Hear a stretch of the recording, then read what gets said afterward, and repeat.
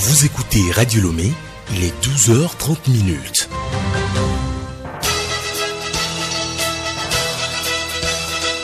Le journal Yasmine Adoko. Madame, Monsieur, bonjour. Les titres de ce journal. Un cas de fraude concernant le test de coronavirus détecté à l'aéroport international Gnassingbé Eyadema de Lomé.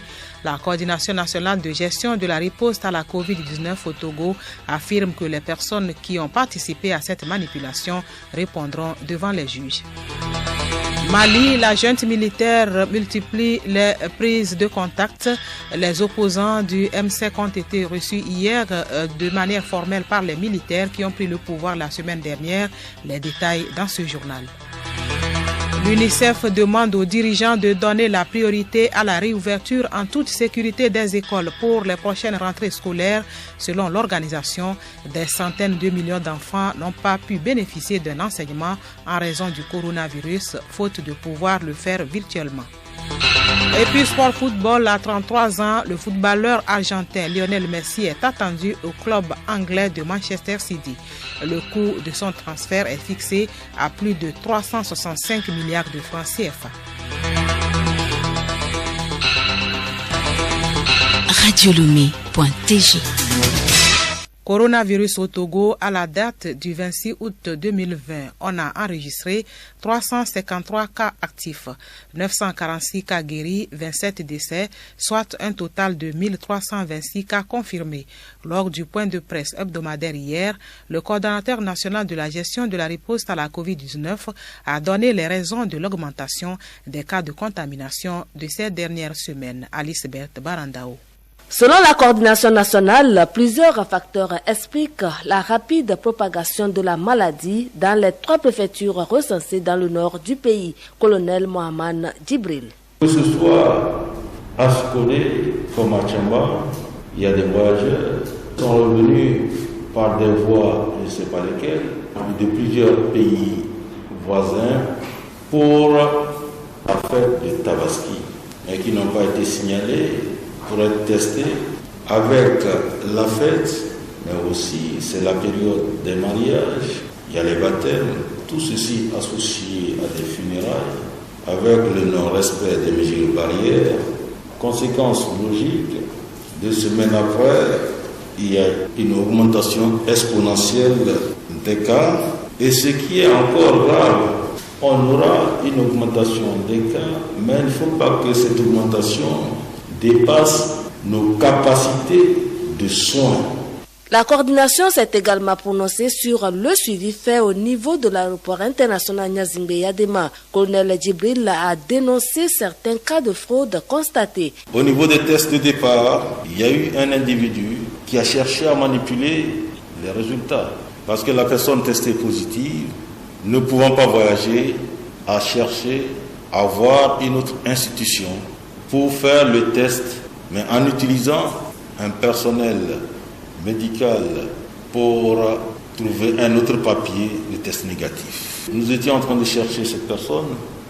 Il y a un autre résultat avec le même nom qui arrive négatif. Et les enquêtes ont montré qu'il y a eu une manipulation.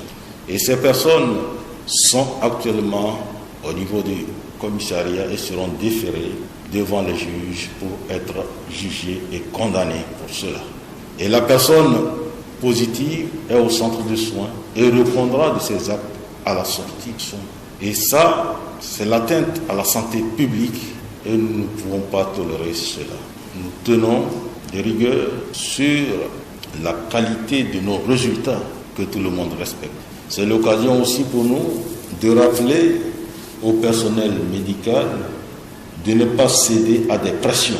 Après la série de réponses aux questions des journalistes, le coordonnateur a insisté sur le respect scrupuleux des mesures préventives par tous, ce qui aidera à réduire la propagation de la maladie au Togo. S'agissant du couvre-feu instauré dans les préfectures de Tchaoudjo, Tchamba et Sotouboua, dans le cadre des mesures prises par le gouvernement pour lutter contre la propagation de la pandémie de Covid-19, pandémie ayant connu un rebond d'intensité dans ces préfectures, il est ramené de 18h30 à 5h pour compter de ce jeudi 27 août 2020. Par ailleurs, les lieux de culte dans les villes bouclées, à savoir Sokodé, Tchamba et Adjengré, sont fermés durant toute la période du bouclage. La population togolaise en général et celle des préfectures citées en particulier sont instamment priées de respecter scrupuleusement les mesures barrières décrétées par le gouvernement pour lutter contre le coronavirus et surtout le port obligatoire de masques. Réception hier des travaux de réhabilitation et de construction de bâtiments scolaires à Djereouye et à Boko dans la préfecture de Logou. D'un coût total de 30 millions de francs CFA, la construction de ces ouvrages a été lancée le 16 novembre 2019 par le Haut Commissariat à la réconciliation et au renforcement de l'unité nationale Ashkroun dans le cadre de la mise en œuvre de son volet réparation communautaire et collective. La maire de la commune Ogou 1, Kouigan Awifa Yawa Florence, salue l'initiative du Ashkroun qui, selon elle, rappelle l'importance de la paix. Ces symboles, au-delà de leur aspect fonctionnel, sont là pour rappeler à tout un chacun l'importance de la paix, l'importance du vivre ensemble, et nous allons tous ensemble œuvrer et rester vigilants pour que cette paix, qui est la condition première du développement que nous recherchons pour nos communautés et pour notre pays, reste toujours sauvegardée et renforcer la réconciliation et l'unité nationale. Le journal Yasmine Adoko. À l'étranger, la pandémie du coronavirus et la fermeture des écoles se sont traduites par l'impossibilité pour au moins un tiers des élèves dans le monde, soit 463 millions d'enfants, de bénéficier d'un enseignement, faute de pouvoir le faire virtuellement.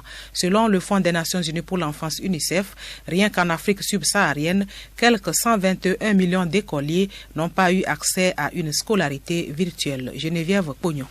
Si le coronavirus a eu un impact notable sur la santé et l'économie, ses effets sur l'éducation ne sont pas moins catastrophiques. Dans un rapport publié hier, l'UNICEF tire d'ailleurs la sonnette d'alarme. La directrice du Fonds de l'ONU pour l'enfance, Henrietta Fore, affirme que les répercussions pourraient se faire sentir dans les économies et les sociétés pour les décennies à venir. Si les politiques économiques peuvent avoir des effets pour atténuer les crises à court terme, l'éducation est par contre indispensable pour avoir une croissance durable sur le long terme. Alors que plusieurs pays préparent des rentrées scolaires, l'UNICEF exhorte les gouvernements à donner la priorité à la réouverture en toute sécurité des écoles lorsqu'ils commencent à assouplir les restrictions. Lorsque la réouverture n'est pas possible, les autorités doivent prévoir un apprentissage spécifique pour le temps qui a été perdu dans l'enseignement, réclame aussi l'organisation. Les chefs d'État et de gouvernement de l'RCDAO devaient tenir un nouveau sommet par visioconférence sur le Mali. Initialement prévu hier, il a été reporté à ce jeudi ou demain vendredi afin de permettre aux dirigeants ouest-africains de mieux étudier le rapport du médiateur Goodluck Jonathan suite aux discussions qu'il a eues avec le comité qui a pris le pouvoir depuis le 18 août dernier au Mali. Il faut rappeler que l'équipe de médiation conduite par l'ancien président nigérian a eu des discussions intenses avec les membres du CNSP pendant 3 jours, à l'issue desquels les deux parties se sont réjouies des avancées significatives. Cependant, les deux parties ne sont pas parvenues à un accord. Sur place au Mali, le mouvement du 5 juin, Rassemblement des forces patriotiques, veut accompagner la junte dans le processus de transition. Des représentants de cette coalition ont été reçus hier par les militaires qui ont renversé le président Ibeka. Nous retrouvons Geneviève Pognon. L'entrevue, présentée comme une prise de contact d'une heure environ, s'est déroulée dans les locaux de l'état-major du camp de Kati, devenu le quartier général du nouveau pouvoir. Elle doit être suivie d'une autre samedi en présence du chef de la junte, le colonel Assimi Goïta, absent hier selon des participants. Après la rencontre, le président du comité stratégique du M5 RFP, Shogel Maïga, a déclaré qu'il doit être acté que les deux acteurs majeurs de la transition pour le changement tant entendu par le peuple malien sont le M5 RFP et le Comité national pour le salut du peuple, CNSP, mis sur pied par les militaires pour gouverner.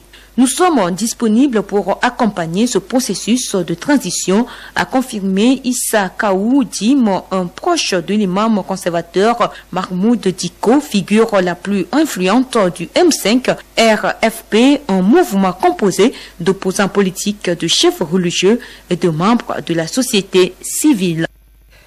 L'ancien président ivoirien Laurent Gbagbo est bel et bien radié de la liste électorale.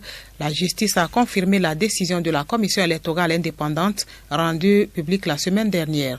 Aucun recours n'est possible devant une juridiction ivoirienne. N'étant plus électeur, il ne peut être candidat, mais le camp Gbagbo ne renonce pas à une candidature.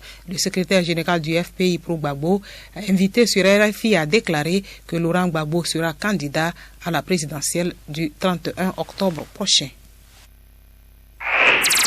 Écoutez Radio Lomé sur le web sur le www.radiolomé.tg. Magazine agricole.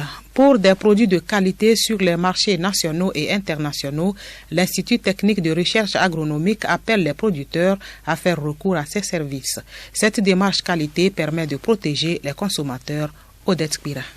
Au Togo, l'Institut technique de recherche agronomique ITRA certifie les produits suivant les normes internationales. Le processus de certification avec Madame Afoua Nyakou, directrice des laboratoires de l'ITRA. Pour obtenir le certificat de salubrité de l'ITRA visite l'atelier et donne son point de vue sur la façon dont le produit est fabriqué. D'abord, il y a deux analyses, et l'analyse physico-chimique qui est faite à l'ITRA et l'analyse microbiologique qui est faite à l'INH. Après ces deux analyses, l'ITRA remarque quels sont les résultats de ces analyses. Si le produit ne comprend pas de risques microbiologiques et physico-chimiques, c'est en ce moment que l'ITRA donne son certificat de salubrité. Plusieurs pays africains, dont le Togo, ne disposent pas de normes, mais des démarches sont en cours dans l'espace CEDEAO et UEMOA.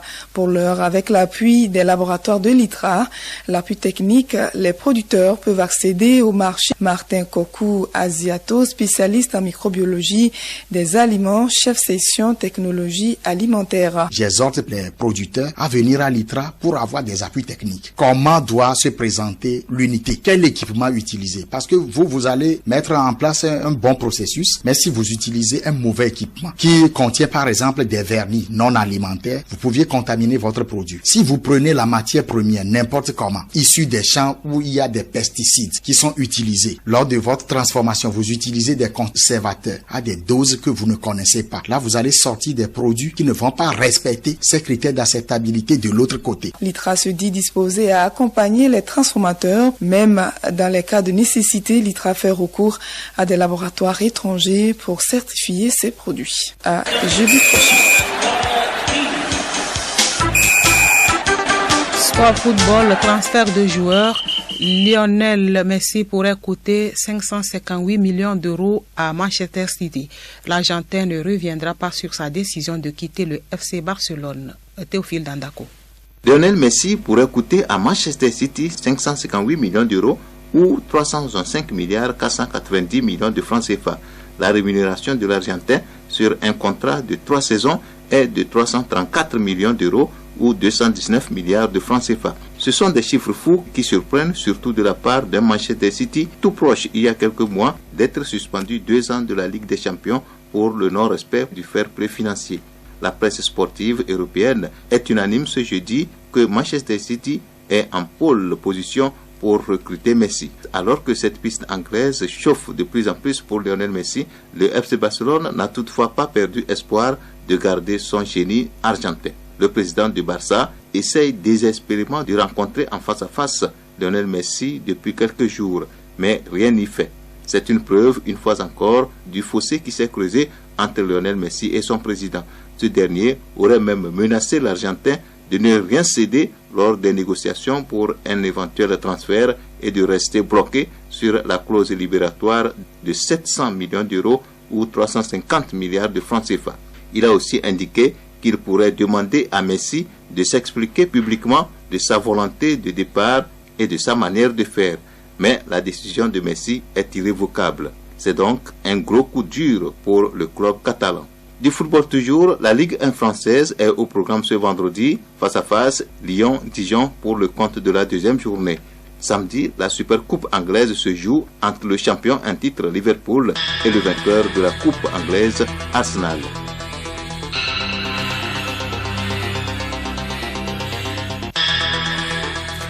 C'est la fin de cette édition dont voici la principale information. Un cas de fraude concernant le test de coronavirus est détecté à l'aéroport Gnassingbé-Yadema de Lomé. La coordination nationale de gestion de riposte à la COVID-19 au Togo affirme que les personnes qui ont participé à cette manipulation répondront devant les juges. Merci de nous rester fidèles. Place à la rubrique sensibilisation et c'est avec Alice Berthe Barandao.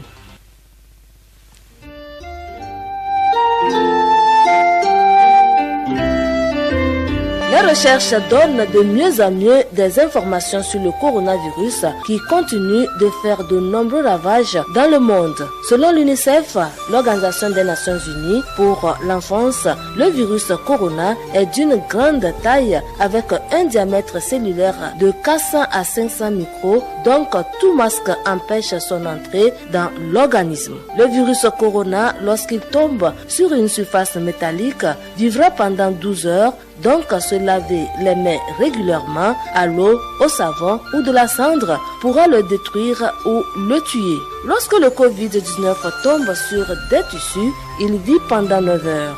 Donc, il s'avère nécessaire de laver les vêtements et de les exposer au soleil pendant plus de 2 heures, suffit pour le tuer. Lorsque le virus se retrouve sur les mains, il vit pendant 10 minutes. Il suffit donc de mettre le désinfectant alcoolisé dans sa poche pour des fins utiles de prévention. Si le virus est exposé à une température de 26 à 27 degrés, il sera tué. Il ne vit pas dans les zones chaudes. Il est également bon de boire de l'eau chaude et de rester à l'écart des glaces et des aliments froids.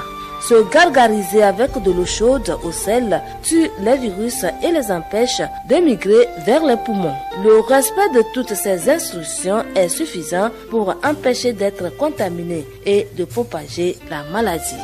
Tous, observons-les.